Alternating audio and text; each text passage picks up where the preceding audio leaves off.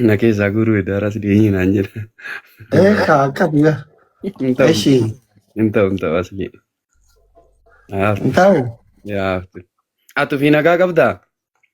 Nagaa wallah fayya. Soomni akkam isinit jira? Qabbana nu bira waa takka ta'u ni jira. Nu daakee maa nu daakee.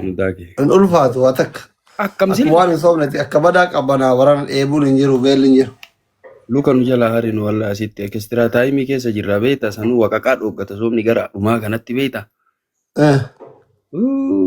Namuma kinoo baarsaa waliin taphate Champions League gara dhumaa. Saddee keessa seene. Hin ulfaata. Guyyaa muraasa hafe amma torbaan takka. Guyyaa muraasa hafe nashiidaallee isinii qopheesse akkasitti duwiitii maalii irra goota ajii ramadaanaa san.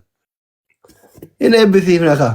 Lakkin eebbisiifnu matakka. Ani birriin barbaadu isiniin jenne mareefu sitti nimne akkasii bar. Yaa ji'a ramadaana nagayaanii. Isa lafeetii yamee jedhime. Waslii kana fayyaalessa. Yaa ji'a ramadaana nagayaa. Akkamitti?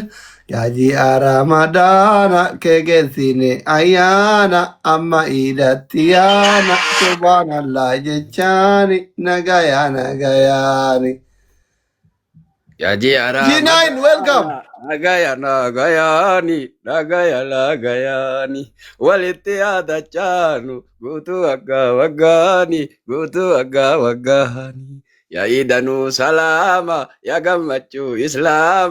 gammachuu islaama yoo nazimaaf garmaama bakka jiru maraani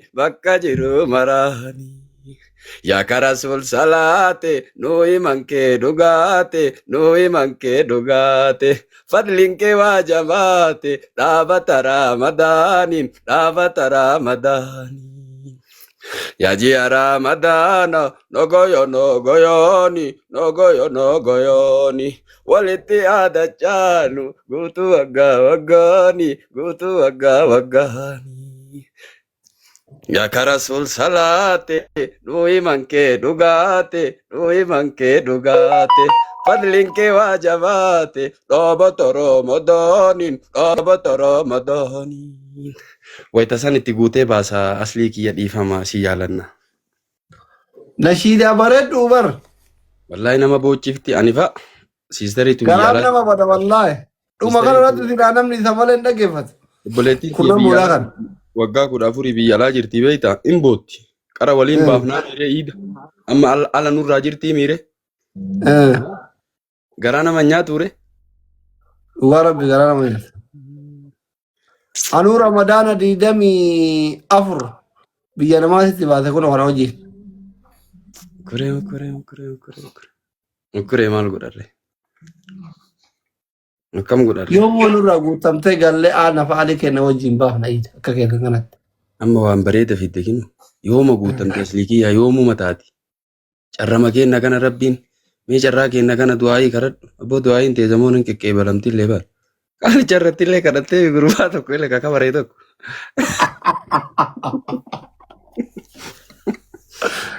Gaafa isin dhamtan sanoonni baay'ee natti ka'ee bara. Wanni sunillee beektaa walirra hiitee gadhiiftee.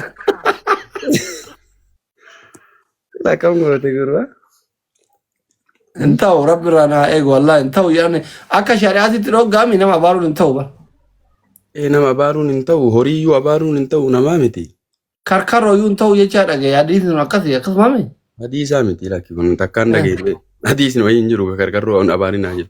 Sahaabatu nagaa warra irratti abuu nabii gaafatee kan jedhan nabii keenya gaafa ka'e. Oduu duriiti dhiisoo ba'a nu gaafadhu ilmi wanni. Mee waan gaarii maqaa.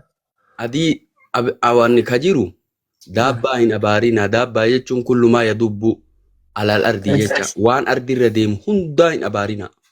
Caaltuuti yaa welcome Ramadan Mubarak habibi happy Ramadan eshi. Qoy wanni wayii asli viidiyoo kee ilaaleen kolfe Hamza Hashim isin shawwadeemi. Maal jee? Yaa dhafaate Hamza Hashim achirra jirtanii gaafii wayii yaati asli faatee gaafatte gobaziidha beekta. Haadha manaa keessanitti dabalamuun sadaqaa jennaan Hamzaan sila dhiira qofaaf immoo jette haati faatee dubartii illee ni argatti jennaan dhiira qofaafi jedhe. Dhiira qofaafi jedhe. isin shawwate haati faatee gowwaziidha akkanumaan jala ciifnaaree jette gin gaafatte Jaran leenii zaafama. Anuyyuu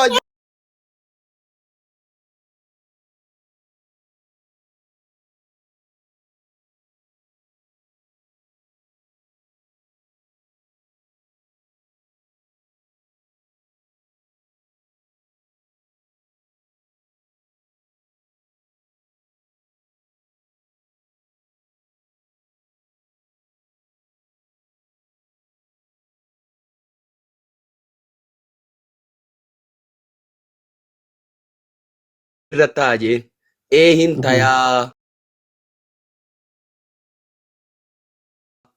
akkuma tokko keessan zinaa yoo dalaydan maasiyaan isin irratti ta'u haadha manaa keessanitti yoo dabalamtanillee sadaqaan isiniif jiraa jedhe. Ahaa nama yoo zinaa itti dalagan gurbaabicha maase taa'e maasli.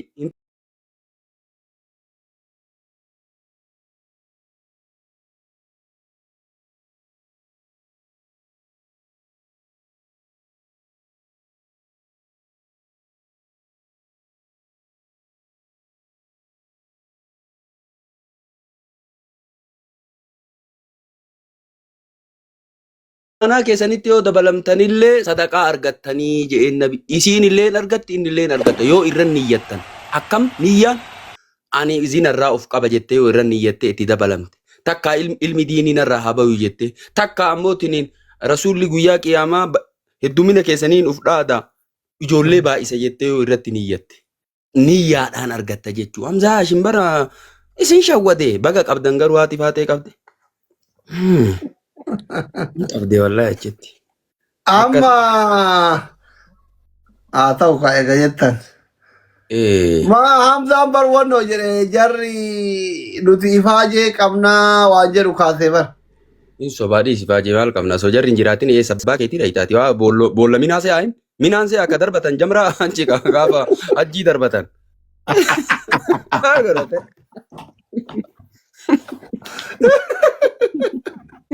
Maalaasaan. Zamzamiiti yaada muraada kee rabbi si haa guutu ulfaadhu mangisiiti rabbi si haa milkeessu rabbi si haa milkeessu. Du'aayee godhiif wallahi rabbi haa milkeessu. Rabbi si haa milkeessu zamzam yaada muraada kee rabbi si haa guutu. Tati niyyatillee rabbi si haa ta'u habiibti ulfaadhu galatoon. Fayyaalee sabannaa asliin kun wallahi. Anillee sima jala milkaayaa jira. Isi ammoo maqattii waa kennaa jirti du'aayee godhaa fitillee doolaara kan isin facaasaa jirti bar. Anarrattillee barrifataa jira abboositti haa kennu rabbiin mucayyootan. Abboositti haa kennu rabbiin. Abboositti haa kennu rabbiin. Abboositti haa kennu rabbiin. Abboositti haa kennu rabbiin. Maal jettan bada jedhan.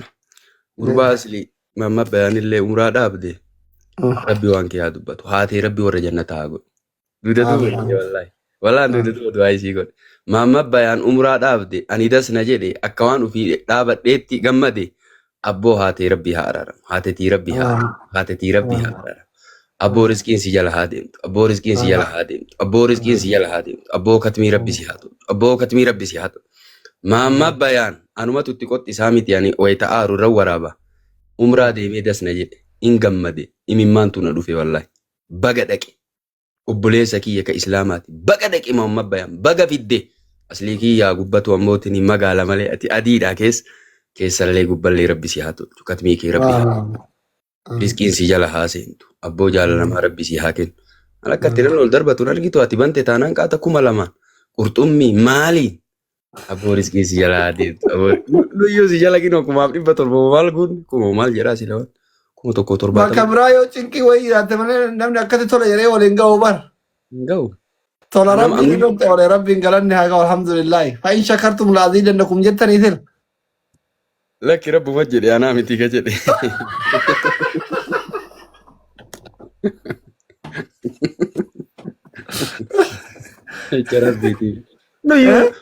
Nuyyuu si majala 171 jechuun maayin.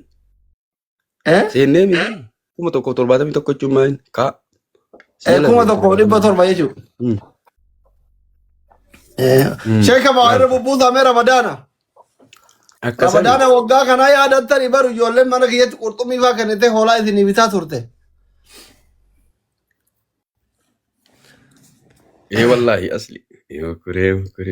Kun 2,000 guuttan 3 guunnuu badaa. Sheeti jega machiisa sani guuta. Damdamiiti yahire hamileente haa guutamtu habiibti. Mucattiin taraa takka isin kennite taraa takka naa kenniti rabbi itti haa kennu wallahi.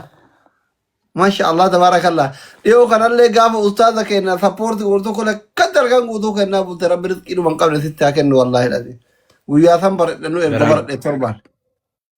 Garaan du'aayii godhiif mee re'ee bara udiyyaa itti wanni godhe takka re'een sun baay'ee na rakkiftee bara wayitaan siiraa qaraasu hin gorre'ee bara nyaadhe re'ee san. Lukkuullee. Dura horsiisuu giddi keessa hiitanii. Warri lukkuullee hidhee lukkuu azaana godhu tokko hin beekne inni wayitaan seenaa nabii qaraasisu tokko.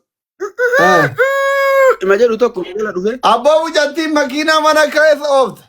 Makiinaa mana keessa oofte. Ilu waan hidhanu kenni mee anaaf ishee kalleen kun araaramne daawwaa goraa irra bakka tokko ta'ee lafti ramadaana shayxaanni hidhame haga shayxaanni hiikamee viidiyoo waraabnu. Maanarra waraabdare maal abboo maal si godhe ramadaanni fa'i. Laa ani waan takka irratti waraaba. Waan takka viidiyoo namarratti waraabeen beeku bara. Zamzamiti makiinaa shabaaba mana keessa ooftemi. Aboo bi'iznillaahi alkariimi rabbiin kaampaanii makiinaa oomishu rabbi sitti haa kennu wallahi. Makiinaa miti makiinota rabbi sitti haa kennu aboo makiinaa manaa kan jedhan maali qixqixi jedhan maalirra jingishaan kan jedhan karaa miti. Faafrika makiinaa oomishu rabbi sitti haa kennu wallahi. Rabbi si haa milkeessu. Rabbi moodeela haarawa. Konkolaataa moodeela haarawaa kaampaanii kee haa barbaadan bi'iznillaahi alkariimi. Haala qalbeenyaa guddoo rabbi si haa godhu. Rabbi qabeenya tokkoffaa si haa godhu. Beekumsaan tokkoffaa si haa godhu. Bareedumaan tokkoffaa si haa godhu. Diiniif duniyaa rabbi si haa milkeessu mucattiin nama. Rabbi waan ati jaalattuuf waan ofii jaalatullee siif haa ta'u bi'iznillaahi alkariimi. Milkaa'e rabbi si haa milkeessu. Maal jettan ustaaz? Abboo mee du'aayyinuu iyyuu godhe wallahi. Isinumaa karaayyuu moo? Darasaan akkamitti sheekaa du'aayii gootu? Gabricha irraa qeebalamu hin beekanii bar. Hin beekanii bar. Maal taatee ati? Waan tokko. Rabbi sin haa milkeessu. Hafuurri keessan haa urgaa. Du'aayiin akka sadii beekani. Amiin amiin amiin. Lakki anta dhibbee sadii barbaadu tama harkaa. Du'aayiin bakka sadii yaan sadii sanirraa tama jalqabaa sana isin kadha. Tama boruu iftaan namaa deebitu san. Qaxaroon barbaannu harkarratti malee. Sanii lakki san jedhaan jiru.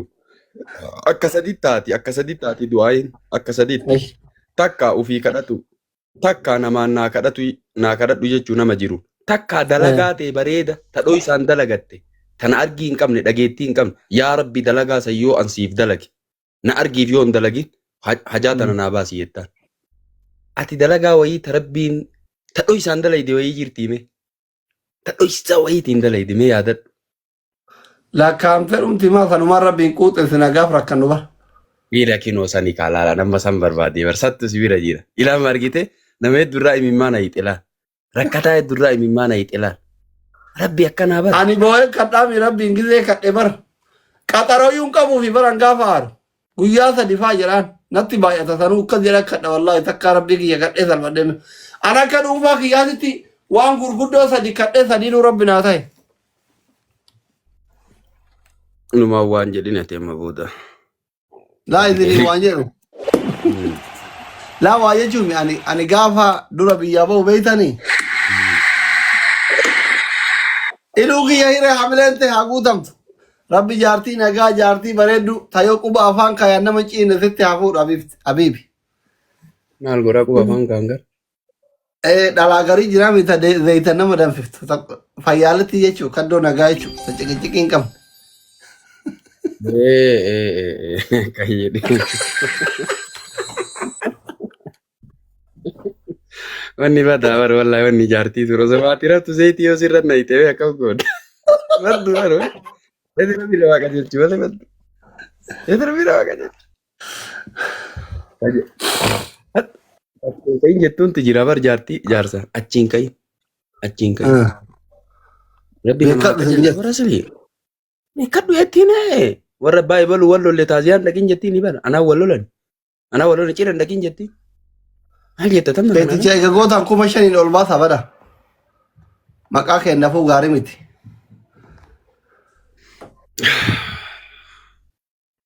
Itti kenna dirqii dhuman qabne rabbi isinitti haa kennu.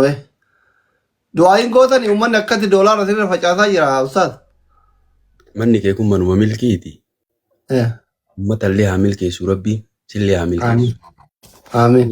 Bulii jahaa hafte tana Eh, rabbii warra milkii rabbii nu haa godhu. Amin. Jennee warra milkii rabbii nu haa godhu. Hoolaan meeqa idarratti hoolaa isinii binna? Hoolaa waddadde lafeetii yaa birrii 12,000 baqa 13 akkasii bara. 13,000. Kumni kudhanii doolaaruma 50 10 taamaarre. 10 ol guuta. 10 ol guuta hoolaa binna. 10 ol guuta iluu kiyya zamzam sheekarratti hundi keessan 10 ol guuta. Iida haadha Hamzaati wajjin haa qalatani. Nama sheekati nama guddaa nama biyyi qabdu keessummaa itti dhufa darasaa itti dhufa hiriyyaa itti dhufa. Iid mubaarakii